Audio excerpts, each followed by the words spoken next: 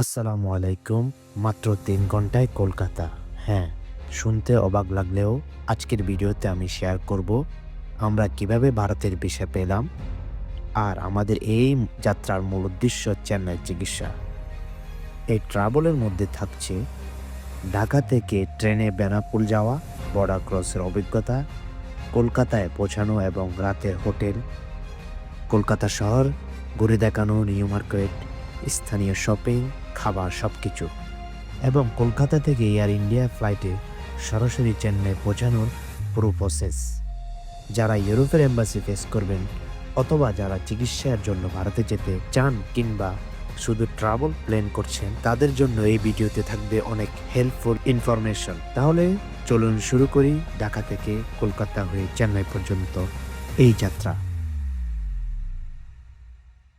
আজকের যাত্রা শুরু হলো ঢাকার কমলাপুর রেল স্টেশন থেকে। এখান থেকেই আমরা রওনা দিব ভারতের কলকাতার দিকে। ভিড়ে ভরা স্টেশনের লাইনে দাঁড়িয়ে আমরা ভিতরে প্রবেশ করলাম, আর ঠিক সামনেই দাঁড়িয়ে আছে আমাদের যাত্রা সঙ্গী রূপসী বাংলা এক্সপ্রেস। এখান থেকেই শুরু হবে আমাদের ৩ ঘন্টার যাত্রা। চারপাশে ব্যস্ত যাত্রীরা তাদের সিট খুঁজছে। ট্রেনে উঠে আমরা করিডোর ধরে হাঁটতে হাঁটতে আমাদের সিটের দিকে এগোলাম। অবশেষে বসে পড়লাম। এখান থেকেই শুরু হলো আমাদের যাত্রা।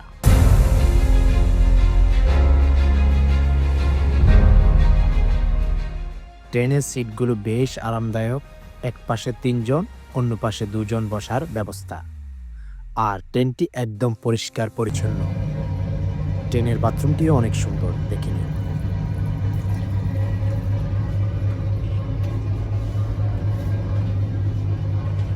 ঠিক সময়ে ট্রেনটি ছেড়ে দিল আর ট্রেন ধীরে ধীরে এগোতে শুরু করলো কলকাতার পথে। আজকের যাত্রার ভাড়া হলো নন এসি সিট ৪৫৫ টাকা, এসি হচ্ছে ৮৫০ টাকা, আর এসি কেবিন ১০২০ টাকা। আরামদায়ক ভবনের জন্য একেবারেই ঠিক। মাওয়া স্টেশন পার হয়ে আমরা চলতে থাকলাম পদ্মা সেতুর দিকে। জানলার বাইরে দেখা মিলছে পদ্মার সেই সৌন্দর্য।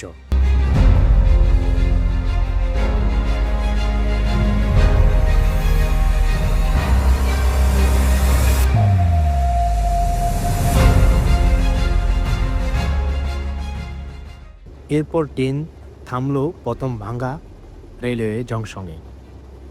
সামান্য বিরতি। কিছুক্ষণ পর ট্রেনটি কাশিয়ানী জংশন পার হলো। জানলার বাইরে একের পর এক গ্রাম, সবুজ মাঠের দৃশ্য যাত্রীদেরকে আরও আনন্দময় করে তুলল। এবার আমরা চলে আসলাম নড়াইল জংশনে। এই জংশনটি সত্যিই অনেক সুন্দর, চারপাশে সবুজে ঘেরা। নড়াইলের সেই শহরে যেখানে জন্মগ্রহণ করেছেন বাংলাদেশের বিখ্যাত ক্রিকেটার মাশরাফি বিন মুর্তজা, এটি তার এলাকা। যশোর স্টেশনের কাছে ট্রেন চলতে চলতে চারপাশের দৃশ্য আমরা দেখলাম। বড় স্টেশন হওয়ার মানুষের চলাচল বেশি, ট্রেনের রুটও আরও অনেক বেশি। এখানে অনেক মানুষ নেমে গিয়েছে, আর অনেক মানুষ যারা বর্ডারে যাবে তারা এখান থেকে উঠে পড়েছে।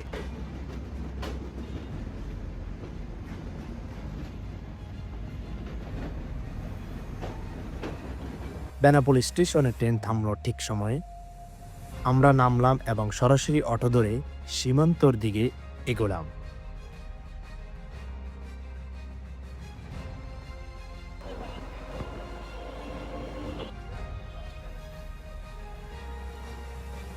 বর্ডারে এখন বেশি মানুষ ছিল না। আমরা খুবই দ্রুত ইমিগ্রেশন শেষ করলাম। তারপর একটু দাঁড়িয়ে দেখলাম ভারত আর বাংলাদেশের মাঝবর্তী স্থানে দাঁড়িয়েছিলাম।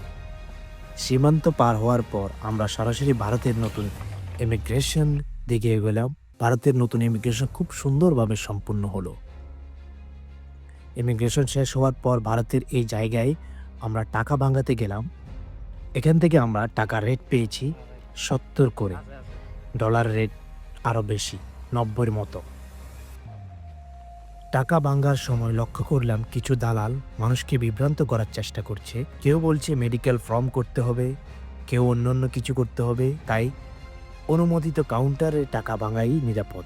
আর এখানে টাকা ভাঙানোর পর আমরা একটি ভ্যান নিলাম। ভ্যানটির ভাড়া পড়েছে 50 রুপি করে। আমি আর আমার আব্বু মিলে আমরা ছুটে চললাম বনগাঁও রেল স্টেশনের দিকে। ভ্যান গাড়িতে ওঠার সময় চারপাশে প্রকৃতি সত্যি অসাধারণ।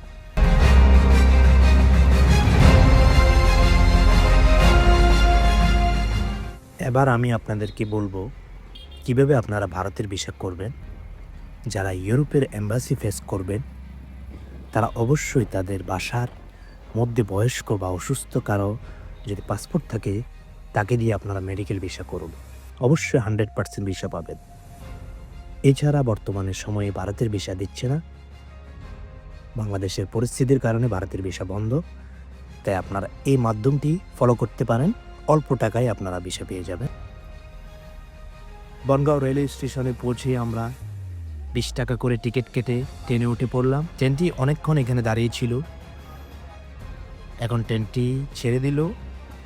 2-3 স্টেশনের পরে অনেক মানুষ ওঠে এই জায়গায়। যারা আপনারা অসুস্থ তারা এই ট্রেনটি না ওঠাই উত্তম, কারণ এখানে প্রচুর পরিমাণে মানুষ উঠে এবং অনেক গরম লাগে। এখন আমরা চলে আসলাম শিয়ালদার রেলওয়ে স্টেশনে। স্টেশনটি অনেক বড়, আমরা রাস্তা খুঁজে পাচ্ছি না। এই দেখুন বাইরের অংশ। আমরা বের হলাম মাত্র স্টেশন থেকে। এখন আমরা অটো নিয়ে চলে যাব আমাদের হোটেলে। আমরা হোটেল নিয়ে নিই, কিন্তু মার্কেট স্ট্রিটে যেয়ে আমরা হোটেল খুঁজে দেখাবো। এখন আমাদের একটি ট্যাক্সি আমরা ভাড়া করলাম। ট্যাক্সিটি আমাদের পড়েছে 150 রুপিতে। শিয়ালদা স্টেশন থেকে মার্কো স্ট্রিটে আমাদের ভাড়া পড়েছে 150 টাকা। আপনারা দামাদামি করে উঠবেন। এখন আমরা একটি হোটেল পেয়ে গিয়েছি। এটি সোনারগাঁও মার্কো স্ট্রিটের সাথে সোনারগাঁও হোটেলের পাশে আফরিন হোটেল। হোটেলটি বেশ সুন্দর, একটি ফ্ল্যাট বাসার মধ্যে হোটেলটি ছিল। তাই আমরা কম টাকায় পেয়ে গেছি, মাত্র 1000 টাকায় এই হোটেলটি পেয়েছে। এ দেখুন হোটেলের রুম অনেক পরিষ্কার, বাথরুম সব কিছুই আমাদের মন মতো হয়েছে। তো আমার ভিডিওটি কেমন লাগছে অবশ্যই আমাকে কমেন্ট করে জানাবেন। অবশ্যই আমার চ্যানেলটি সাবস্ক্রাইব করবেন, পাশে থাকবেন। সামনে আসছে চেন্নাইয়ের পুরো ব্লগ, কিভাবে চেন্নাই যাব আমরা, চেন্নাই চিকিৎসা সব কিছু থাকছে আমার এই ভিডিওতে। ধন্যবাদ সবাইকে দেখার জন্য।